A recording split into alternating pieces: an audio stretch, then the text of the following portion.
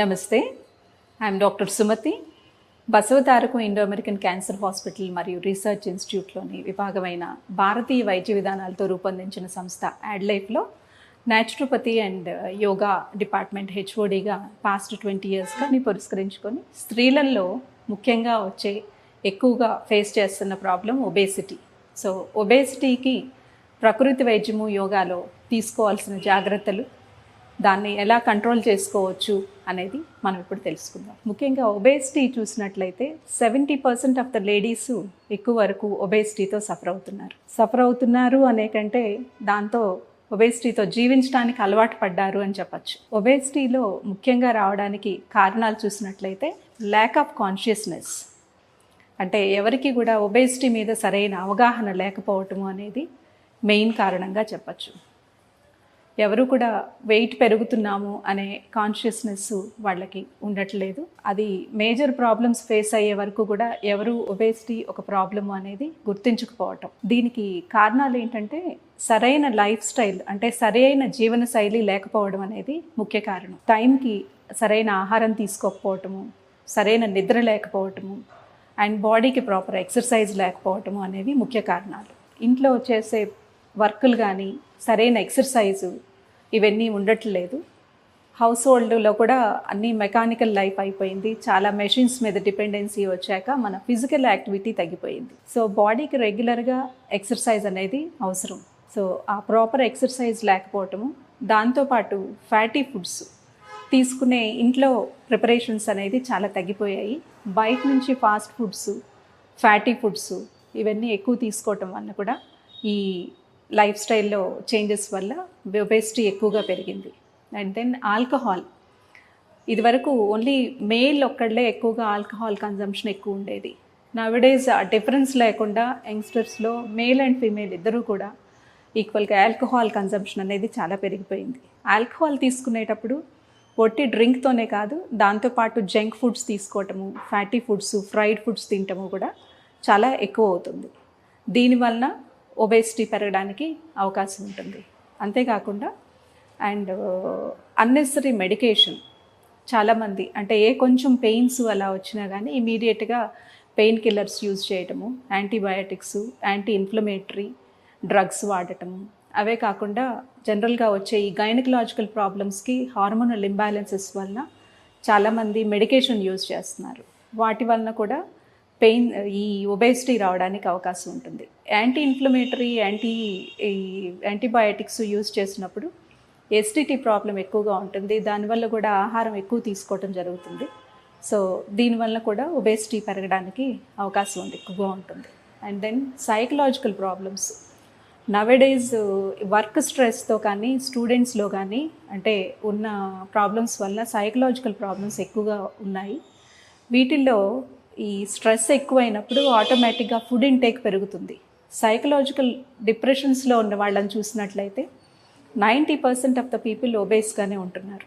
దానికి కారణాలు ఏంటంటే వాళ్ళు యూజ్ చేసే మెడికేషన్ మీద ఉన్నట్లయితే ఆ మెడిసిన్స్ వలన కొంత, ఈ స్ట్రెస్ వీటి వలన వీళ్ళు తీసుకునే ఎక్సెస్ ఫుడ్ ఇంటేక్ అంటే కంటిన్యూస్గా తింటూనే ఉంటారు. సో దానివల్ల కూడా ఒబేసిటీ పెరగడానికి అవకాశం ఉంటుంది. తర్వాత పోస్ట్ డెలివరీ కేర్. మన ప్రెగ్నెన్సీ తర్వాత యూజువల్గా most of them are preferring to go for the caesarean sections. అంటే జనరల్ డెలివరీకి ప్రొసీజర్ని యాక్సెప్ట్ చేసే ఇది కూడా ఇప్పుడు తగ్గిపోయింది. సో అందరూ కూడా మేజర్ సిజేరియన్ సెక్షన్స్కి వెళ్తున్నారు. వెళ్ళిన తర్వాత ప్రీవియస్గా చూసినట్లయితే పోస్ట్ డెలివరీ చాలా పథ్యం ఫాలో అయ్యేవాళ్ళు. ఇప్పుడు అది లేకుండా పోయింది. అన్నీ fast foods or normal diet తీసుకోవటం ఎక్కువైంది. దీనివల్ల కూడా కాంప్లికేషన్స్ చాలా వస్తున్నాయి. సిజేరియన్ అయిన తర్వాత లేడీస్ని చూసినట్లయితే అగైన్ ఆఫ్టర్ 6 months వాళ్ళని అబ్జర్వ్ చేస్తే they look like pregnant lady again. అంటే అది ప్రాపర్ సిజేరియన్ అయిన తర్వాత 6 months వరకు ఎక్సర్సైజ్ చేయకూడదనే మిస్కాన్సెప్షను. అండ్ దెన్ ప్రాపర్గా ఎక్సర్సైజ్ చేయకపోవటము, వీటి వలన వాటిల్లో ఒబేసిటీ పెరగడానికి అవకాశం ఎక్కువగా ఉంది. అంతేకాకుండా చాలా వరకు సర్జరీస్, జనరల్ సర్జరీస్ చేసినప్పుడు అది ఆటోమేటిక్గా వాటిల్లో మనం వెయిట్ కంట్రోల్ అనేది చాలా ఇంపార్టెంట్. బట్ దానిలో చాలా కేర్ తీసుకోవాలి, చాలా వీక్నెస్ అది తగ్గడానికి high fatty foods, high calorie diets తీసుకోవడం జరుగుతుంది. అందువల్ల కూడా వెయిట్ ఎక్కువగా పెరుగుతున్నారు. ఇదే కాకుండా జెనెటిక్ ఫ్యాక్టర్స్, అంటే మన వంశపారంపర్యంగా ఫ్యామిలీలో ఒబేసిటీ ఉంది. సో ఈ ఒబేసిటీ మనకి ఏం చేసినా తగ్గదు, సో మనకి కూడా ఈ ఒబేసిటీ వస్తుంది అనే మిస్కాన్సెప్షన్.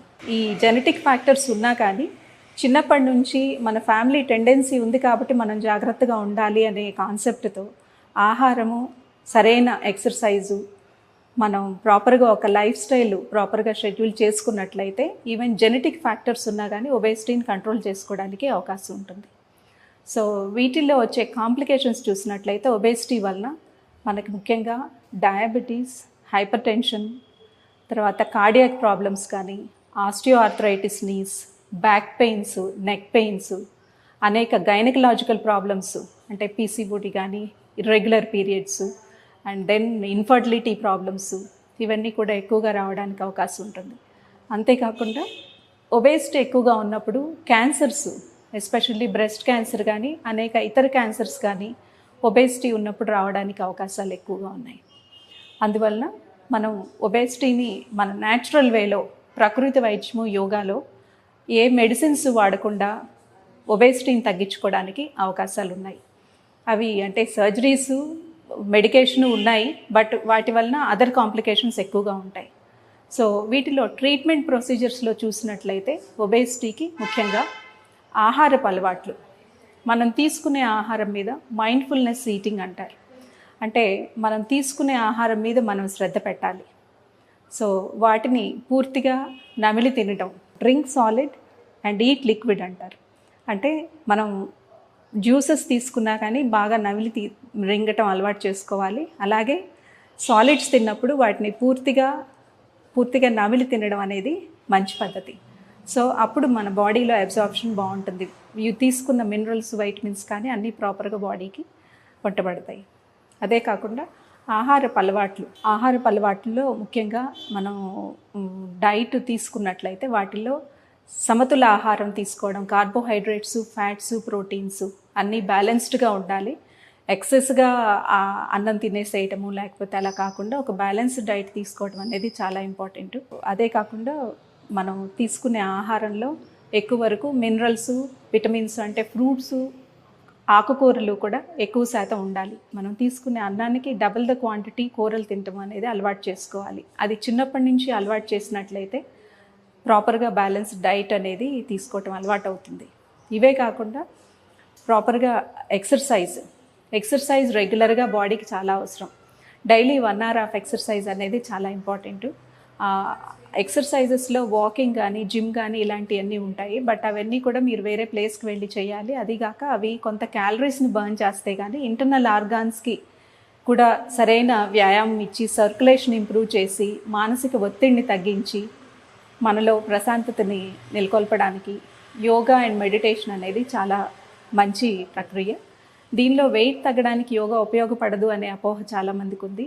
ఒబేసిటీ ఉన్నవాళ్ళు సూర్య నమస్కారాలు చేసి, కొన్ని అబ్డామినల్ ఎక్సర్సైజెస్, కొన్ని ఆసనాలు చేసినట్లయితే తప్పనిసరిగా వెయిట్ తగ్గడానికి కూడా చాలా ఉపయోగపడుతుంది. ఇవే కాకుండా ప్రకృతి వైద్య చికిత్సలు అయినటువంటి